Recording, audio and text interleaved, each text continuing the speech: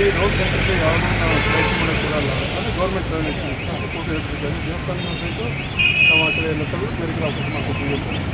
ನಾನು ಕಡೆ ಏನಂತಂದರೆ ಆ ಕಡೆ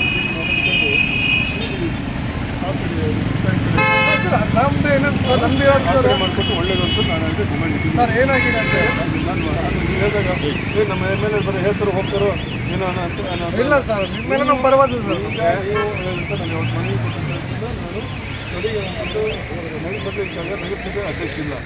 ಸ್ಟ್ಯಾಂಡಿಂಗ್ ಕಮಿಟಿಗೆ ಇರ್ತಾರೆ ಹಿಂದಿನ ಮೇಡಮ್ ಇವರು ದೀಪ ಇತ್ತಲ್ಲ ಅವಳು ಇಲ್ಲ ಸರ್, ಇದು ನಮ್ಮ ಸ್ಟ್ಯಾಂಡಿಂಗ್ ಕಮಿಟಿ ಬರಲ್ಲ ಅಂತಂದು.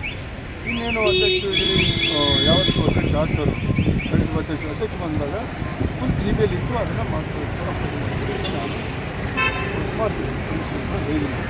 ಹಾಗಾಗಿ